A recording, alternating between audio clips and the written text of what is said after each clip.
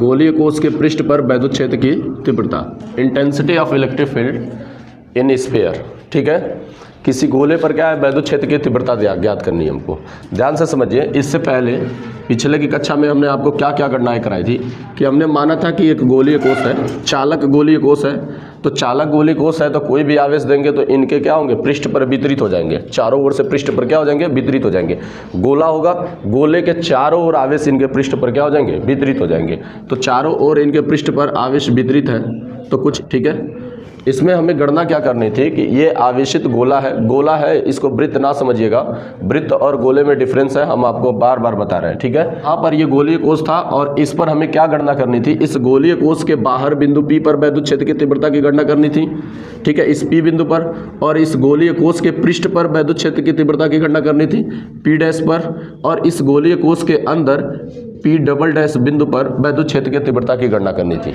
तो हमने पिछली कक्षा में आपको इस बिंदु पर वैद्युत क्षेत्र की तीव्रता की गणना कराई, और इस बिंदु पर वैद्युत क्षेत्र की तीव्रता की गणना कराने के लिए हमने इस बिंदु से होकर गुजरने वाला गॉसियन पृष्ठ खींचा।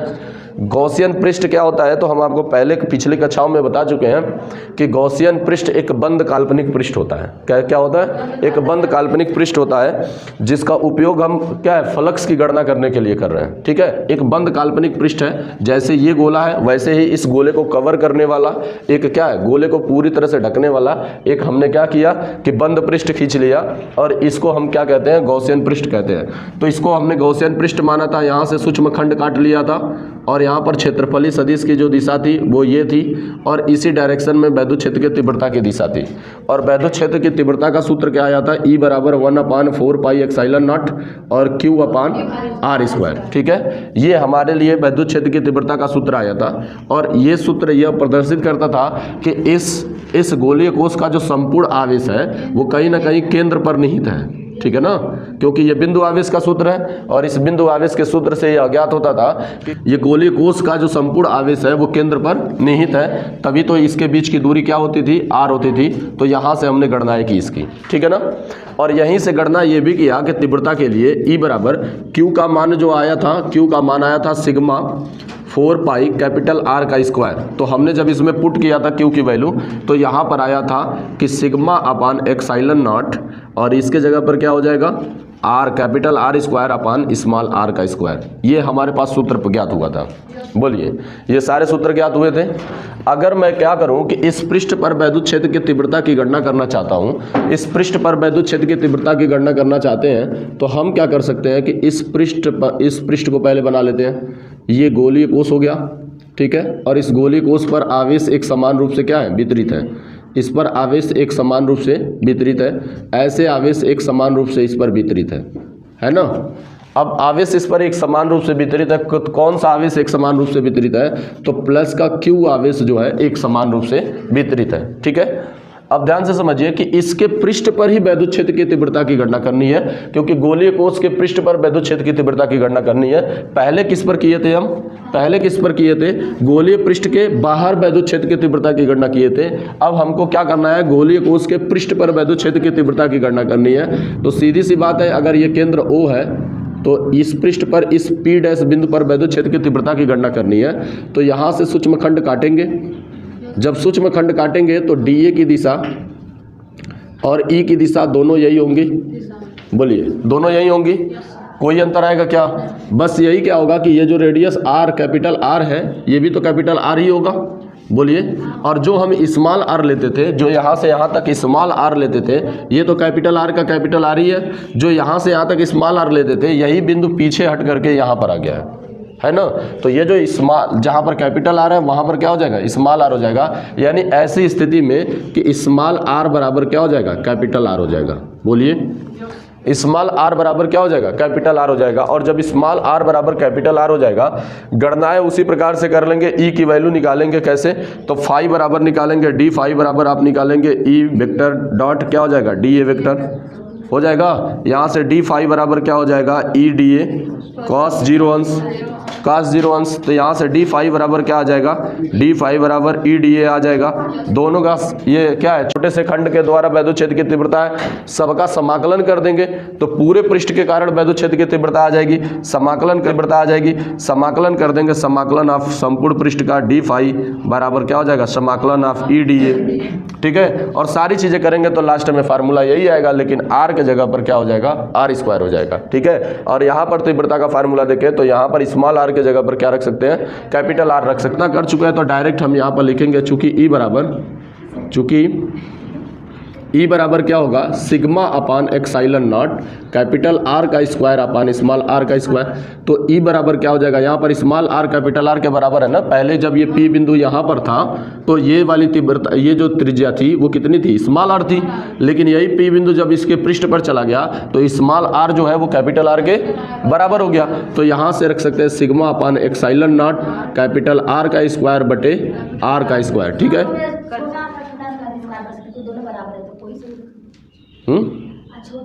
नहीं तो इस आकृति में छोटा आर रहना चाहिए ना, ये तो बिंदु पृष्ठ पर आ गया ना। अरे किसी को रख लो, कट के तो खत्म हो जाएंगे ना, और नहीं खत्म होंगे तो समस्या हो जाएगी, आपको नहीं खत्म होंगे तो समस्या हो जाएगी, क्योंकि हम इसको कम करके इसके बराबर कर रहे हैं, आर को कम करके कैपिटल आर के बराबर कर रहे हैं। तो कैपिटल आर जहाँ जहाँ आर है वहाँ पर हम क्या रखेंगे, कैपिटल आर रखेंगे, क्योंकि कैपिटल स्मॉल आर को हमने क्या किया है, स्मॉल आर को कम करके कैपिटल आर के बराबर किया है। ठीक है ना, तो इसको ऐसे ई आर स्क्वायर से आर स्क्वायर कट जाएगा तो ई बराबर क्या आ जाएगा, सिग्मा अपान एक्साइलन नॉट। अर्थात यहाँ से एक बात कह सकते हैं, अर्थात हम एक बात कह सकते हैं कि गोलीय कोश के पृष्ठ पर वैद्युत क्षेत्र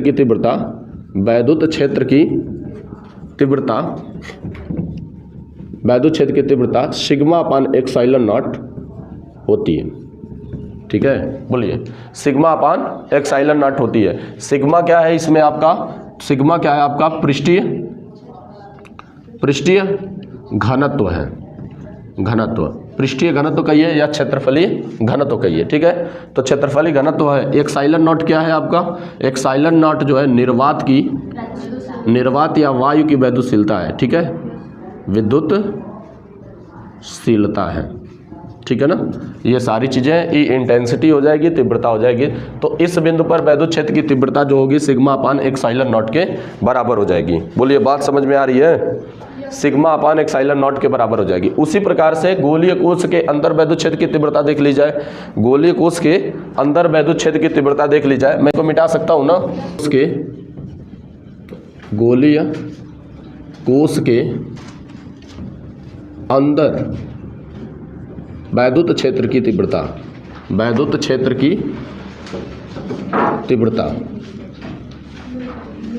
अगर गोलीय कोश के अंदर वैद्युत क्षेत्र की तीव्रता की बात करें, अगर गोलीय कोश के अंदर वैद्युत क्षेत्र की तीव्रता की बात करें, ये हमारे पास गोलीय कोश है, ध्यान से समझिए, ये हमारे पास गोलीय कोश है, इस पर प्लस आवेश एक समान रूप से क्या है, वितरित है। इस गोलीय कोश पर वैद्युत क्षेत्र की तीव्रता की हम गणना करना चाहते हैं, तो इस गोलीय कोश के अंदर वैद्युत क्षेत्र की तीव्रता की गणना करना चाहते हैं। अंदर मान लेते हैं कि यहाँ पर एक बिंदु है जो P डबल डैश है ना, इस बिंदु पर वैद्युत क्षेत्र की तीव्रता की गणना करना चाहते हैं। तो इस बिंदु पर वैद्युत क्षेत्र की तीव्रता की गणना करेंगे, तो जिस बिंदु पर हमें वैद्युत क्षेत्र की तीव्रता की गणना करनी होती है उस पृष्ठ से हम क्या करते हैं कि गॉसियन पृष्ठ खींच लेते हैं, है ना। तो इस पृष्ठ के अंदर एक बंद गॉसियन पृष्ठ खींच लेते हैं, तो इससे एक बंद गॉसियन पृष्ठ खींचेंगे, मतलब बंद पृष्ठ खींचेंगे जिसे गॉसियन पृष्ठ कहते हैं। तो यहाँ से एक हमने पृष्ठ खींच लिया, ठीक है। इस पर तीव्रता की गणना करनी है, तो इस पर तीव्रता की गणना करनी है, तो जरा इस पर विचार करते हैं, ठीक है। ये बताइए कि अंदर कोई आवेश है क्या? यहाँ पर Q की वैल्यू क्या है? 0 है। अंदर कोई आवेश नहीं है, नहीं है ना। तो अंदर कोई आवेश नहीं है, तो इससे कोई वैद्युत फ्लक्स गुजरेगा क्या? इससे कोई वैद्युत फ्लक्स गुजरेगा नहीं, यानी कि गॉसियन पृष्ठ से होकर गुजरने वाला फ्लक्स क्या हो जाएगा? शून्य हो जाएगा। और आपको एक बात पता है, बहुत ध्यानपूर्वक समझने की बात जरूरत है। ये गॉसियन पृष्ठ को अगर मैं बाहर निकाल दूं, तो आपको पता है कि गॉसियन पृष्ठ के बाहर किसी बिंदु पर अगर कोई आवेश है तो इसके कारण जितनी वैद्युत बल रेखाएं इसमें प्रवेश करती हैं उतनी वैद्युत बल रेखाएं क्या होती हैं, बाहर निकलती हैं। तो जितनी वैद्युत बल रेखाएं यहाँ प्रवेश कर रही हैं उतनी वैद्युत बल रेखाएं बाहर निकलती हैं। तो यहाँ पर फ्लक्स जो होगा, प्रवेश करने वाला जो फ्लक्स है वो ऋणात्मक माना जाता है और निकलने वाले फ्लक्स को क्या करते हैं, धनात्मक कहते हैं। तो यहाँ पर वैद्युत बल रेखाओं की संख्या को फ्लक्स कहते हैं, वैद्युत बल रेखाओं की संख्या को क्या कहते हैं, फ्लक्स कहते हैं। तो यहाँ पर जो फ्लक्स होगा वही फ्लक्स यहाँ पर भी होगा। प्रवेश करने वाले फ्लक्स को ऋणात्मक और गॉसियन पृष्ठ से निकलने वाले फ्लक्स को धनात्मक। परिणामी फ्लक्स की बात करेंगे तो क्या हो जाएगा, +φ और -φ दोनों को जोड़ेंगे तो क्या हो जाएंगे, टोटल वैल्यू क्या हो जाएगी, 0। तो यहाँ से गुजरने वाला फ्लक्स क्या हो जाएगा, 0 हो जाएगा। ये बाह्य बिंदु का काम कर रहे हैं कि नहीं। इन आवेशों के कारण जो भी इनसे फ्लक्स जाएगा, जो भी फ्लक्स इनसे गुजरेगा, जितनी वैद्युत बल रेखाएं अंदर जाएंगी उतनी वैद्युत बल रेखाएं इनके द्वारा बाहर आएंगी। तो इनके द्वारा, ये बाहर के बिंदु हैं और बाहर के बिंदुओं के द्वारा इनसे गुजरने वाला फ्लक्स जो होगा वो शून्य हो जाएगा। अब अंदर के बिंदुओं को देख लेते हैं। अंदर तो कोई आवेश है ही नहीं, और अंदर कोई आवेश नहीं है तो क्या वैद्युत बल रेखाएं निकलेंगी इनसे। अंदर कोई आवेश नहीं है तो कोई भी वैद्युत बल रेखाएं बाहर नहीं निकलेंगी। यानी अंदर कोई आवेश नहीं है तो कोई वैद्युत बल रेखाएं नहीं गुजरेंगी, तो इसके द्वारा भी फ्लक्स क्या हो जाएगा, शून्य हो जाएगा। आ रही बात समझ में। बाहर के बिंदु के द्वारा गुजरने वाला फ्लक्स 0, अंदर के बिंदु कोई आवेश है ही नहीं, तो अंदर कोई आवेश है नहीं तो इससे वैद्युत बल रेखाएं गुजरेंगी ही नहीं, तो इससे वैद्युत बल रेखाएं गुजरेंगी नहीं तो इनके द्वारा भी फ्लक्स क्या हो जाएगा, शून्य हो जाएगा। यानी टोटल लिखूं मैं यहाँ पर, अगर लिखूं कि गॉसियन पृष्ठ के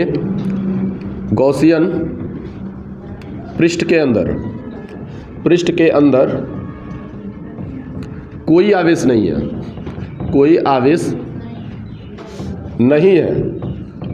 गॉसियन पृष्ठ के अंदर कोई आवेश है जी, नहीं है, ठीक है। गॉसियन पृष्ठ के अंदर कोई आवेश नहीं है, अतः इनसे गुजरने वाला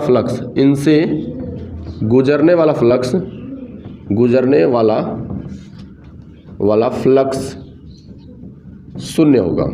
क्या होगा, शून्य होगा। कोई आपसे पूछे कि सर क्यों शून्य होगा, अंदर कोई आवेश नहीं है तो फ्लक्स क्यों शून्य होगा, क्योंकि आप बताएंगे कि वैद्युत बल रेखाओं की संख्या को वैद्युत फ्लक्स कहते हैं और इस पृष्ठ के अंदर कोई आवेश नहीं है। तो जब कोई आवेश नहीं है तो वैद्युत बल रेखाएं गुजरेंगी नहीं, इनसे वैद्युत बल रेखाएं निकलेंगी नहीं, निकलेंगी। और जब कोई वैद्युत बल रेखाएं निकलेंगी ही नहीं गॉसियन पृष्ठ से तो कोई आवेश मिलेगा, कोई आवेश नहीं मिलेगा। यानी इनसे गुजरने वाला फ्लक्स क्या हो जाएगा, शून्य हो जाएगा, ठीक है ना।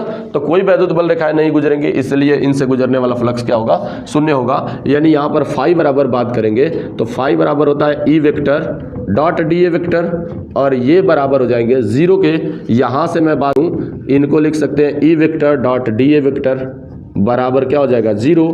तो यहाँ से बात करेंगे, इसको लिख सकते हैं E D A cos theta बराबर 0। तो ई बराबर आ जाएगा, ये नीचे चले जाएंगे, 0 में भाग देंगे तो टोटल वैल्यू क्या हो जाएगी, 0। इनके कारण वैद्युत क्षेत्र की तीव्रता क्या हो जाएगी, शून्य हो जाएगी। बोलिए बात समझ में आ रही है। इनके कारण वैद्युत क्षेत्र की तीव्रता शून्य हो जाएगी। 4 पॉइंट करके लिख देता हूँ ताकि आपको ये बात पता रहे कि गॉसियन पृष्ठ के बाहर करने वाला फ्लक्स शून्य होगा। यहाँ पर ये डायग्राम जो है यहाँ बना लेंगे, ठीक है। ये जो डायग्राम है यहाँ बना लेंगे, इनको दिखा देंगे यहाँ पर, ठीक है ना। तो ये पूरी स्थिति हो जाएगी आपकी।